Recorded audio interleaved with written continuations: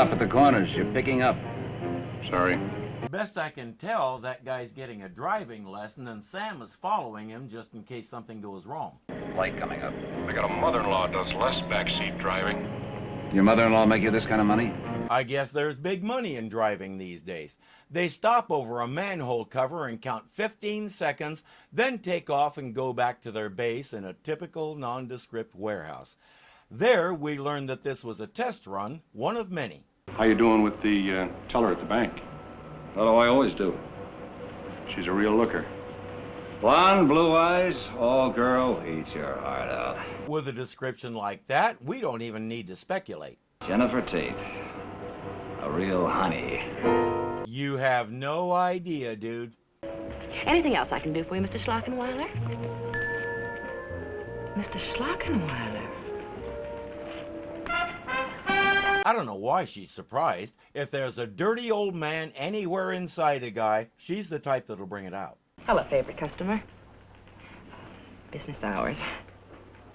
You sure you want to trust me with this? Figure's my worst subject.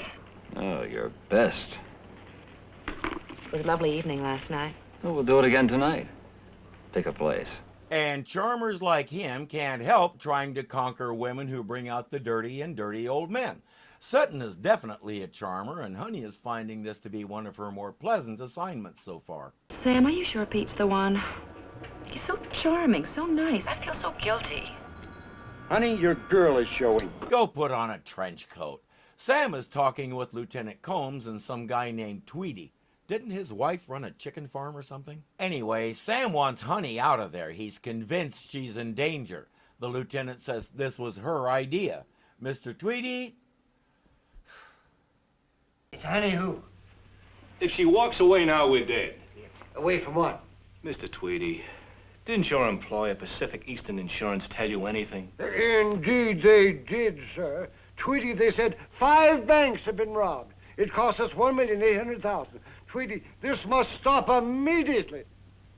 That's all you know? You mean there's more? He needs to give up this insurance game and go back to being Floyd the Barber in Mayberry. Howard McNear made his fame on the Andy Griffith Show, though he had been doing television since 1950 and was a regular on radio programs before that. Don Knotts once said playing Floyd, or a character like Tweedy here, wasn't much of a stretch for him. He was a lot like that in real life. I can't decide if that was a compliment or an insult. Anyway, it was a good thing he gained his little slice of immortality when he did, because in the 3rd season he suffered a massive stroke and couldn't pretend to be barbering anymore. For his last few appearances, he was usually sitting down. The stroke claimed him within a couple of years, and he died in 1969. He was only 64. But the legacy of laughter he left behind in that show means we won't forget him for a long time. Each bank's in a different industrial area, each handling factory payrolls. That's why the score is so big. And each bank was connected with Acme Security. But not one alarm rang. His insurance company didn't tell him any of this. I can't help wondering why they sent him here and what they expect him to do. Now, does that suggest anything to you, Mr. Tweedy? Inside information. Bravo, Mr. Tweedy. Inside information. At least they sent him their best and brightest. Combs says Mr. Bolt's partner got herself a job at the biggest bank in another industrial area of town and settled in to wait. Wait for what? Well, in each case, a man became friendly with one of the tellers, obviously using the information he had gotten from them. So? So we're hoping he'll get friendly with Honey. Undercover? This Peter Sutton finally made a play. Wait, for heaven's sakes, arrest him. What for, Mr. Tweedy? He has no record. Arrest him for going on dates with a gorgeous bank teller. As I said, their best and brightest. I'm starting to believe Don Knotts because this seems to come way too easily for him. Cut to a nightclub where Pete and Jennifer are dancing.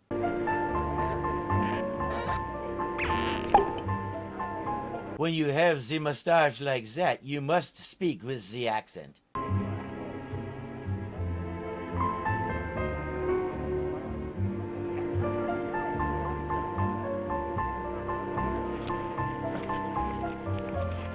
Looks like something came up that can't wait. They finish the dance and the maitre d' has Sam deliver a note to Mr. Sutton's table. Yeah? Oh, I am terribly Honestly, sorry, sir. for heaven's sake. It was an accident, ma'am. It was an accident, sir. I'm sorry. Forget it. What? Don't worry, he won't notice it's gone. That's how important it was to him.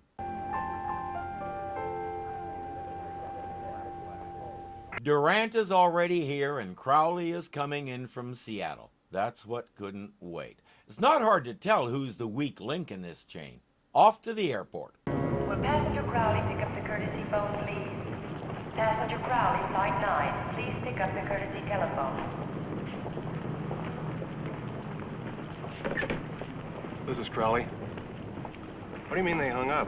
For a guy who's supposed to be such a successful criminal they bring him in from out of town, he's not too bright. Somebody is IDing you, dude. Sure enough, outside he runs into Sam. Sam wants to talk. I, don't know you, friend. Well, let's try and get acquainted. Down at police headquarters. Like that, huh?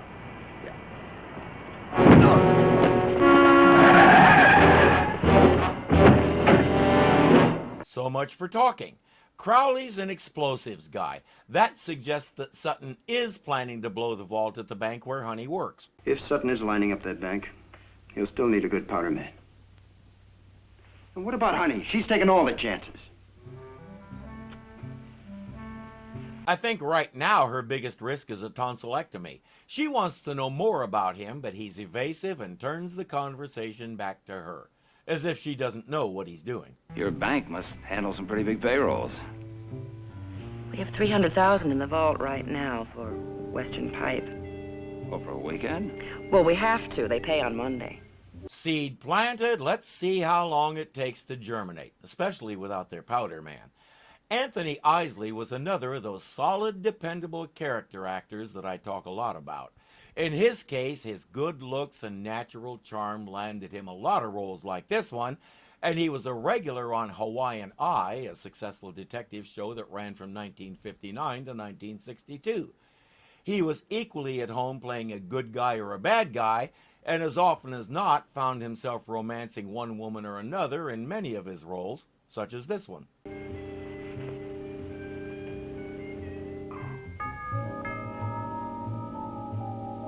It won't be a moment.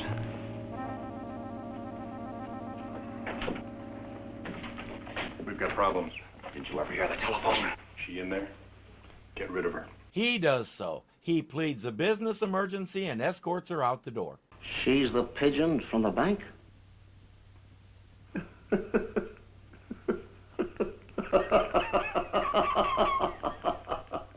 Private joke? Very expensive one. 300 grand worth. Her name is Honey West. She's a private eye. This could be a problem. They tell him about Crowley, and he says, no worries, I'll handle the explosives myself. The question now is, what do they do about the lady? Here goes the other half of the problem. That's her partner, Sam Bolt. Hard-nosed. Say, look, you want to take my advice? Why don't you just write this whole thing off? Pick another town, another bank. With 300 grand sitting in the box. Could be a come-on. Durant, you're a genius at wires. Stick to him. He checked her story, and the bank really does handle payroll for that company. They really do pay on Mondays, which means there really is 300 grand in that safe waiting for them to come get it. He's not about to turn his back on the equivalent of $2.6 million in today's money. Thing is, Durant knows from experience that Honey West doesn't lose. Have you heard from Honey? Not a word. You? No. She always checks in. I can't reach her anywhere. I had a call from the Home Office this afternoon. My, they were stern. Well, that's certainly relevant to the current discussion. Sit down and comb your mustache. I don't like the feel of it. Precisely what they said at Acme Security, only this afternoon. What about Acme Security? They feel perfectly dreadful about their alarm systems failing. They just can't understand it. And the man who installed them, Durant, he's supposed to be absolutely one of the best. Durant. Arthur Durant? What do you know? He does have relevant information. He has no idea he had it, and he gave it to them by accident, but he has it. No wonder those banks were soft-touched. Durant wired them. He knew how to work around the alarm systems. Just an easy can-opening job. Oh, boy. What's the matter, Sam? What is it? Last year there was a court trial. Honey had to appear. So did a technical expert, Arthur Durant. He knows who Honey is. The lieutenant has been brushing off all of Sam's concerns. I think it's time for him to get equally concerned. Night has fallen. Our driver is waiting in a car outside the bank. Sam, I'm sorry I didn't check with you sooner. Are you trying to drive me out of my skull? Where have you been? I'll explain it to you later. You better meet me right away, Sam. Honey, is something wrong? Yes, Is somebody there? Sutton? right. Cue me. Are you at his apartment? She'll be all over town, Bolt, in little pieces, unless you listen. I'm listening. He says, we're watching you, so don't make any calls. If I'm Sam, the first thing I do is go to the window and flash them, because one way or another, they're gonna pay for this. Then again, I have a feeling Sam's physique might not be as scary as mine.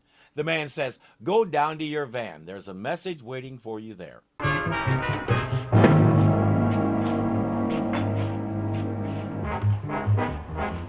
Sam never did learn to watch his back. Now he'll never know what the message was.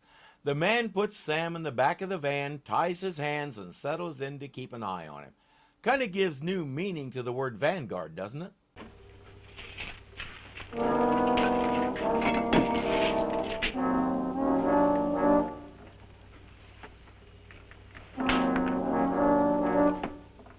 Meanwhile, those guys have chiseled through the wall of the bank, and Durant is bypassing the alarm. Once that's done, Sutton will set the explosives and blow the vault door open.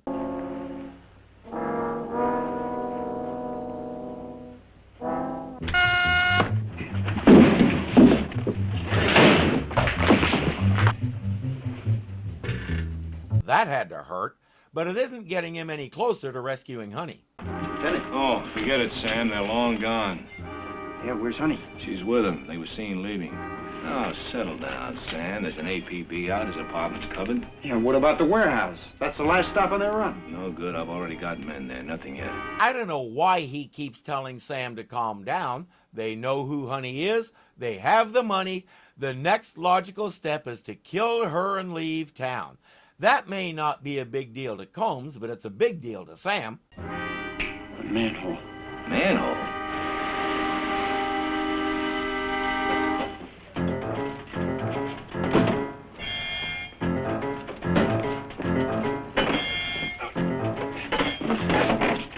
You expecting some loot, matey? Get out of there! Come on, get out of here. I thought Superman already dealt with the mole men. With a little friendly persuasion from Sam, he reveals their backup meeting place. What happened? Little change of plans. Come on in. I don't know. There's a car sitting down there. I don't like the looks of it. Not a sound. You knew he'd be the first one busted. They usually start with the dumbest one and work their way up. Yes?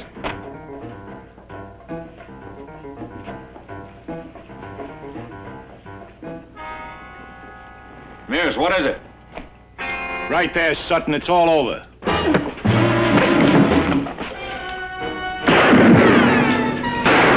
One of Sutton's men goes down with a bullet in his abdomen. Durant runs out of bullets and surrenders to Lieutenant Combs. But Sutton has other ideas.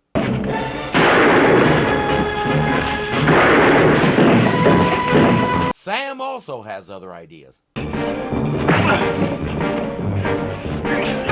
What's Irving's rule? Bad guy always goes for a weapon. Hey, don't point your guff my way. I don't make these rules, I just report them.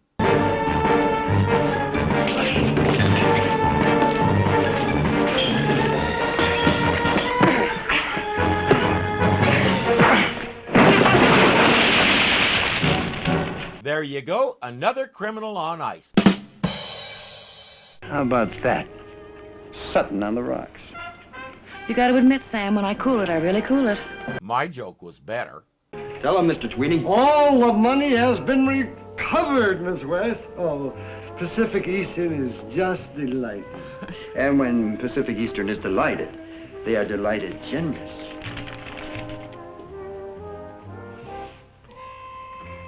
Mr. Tweedy, that's beautiful. I think I know the first thing you should do with the money. Buy Sam a hard hat.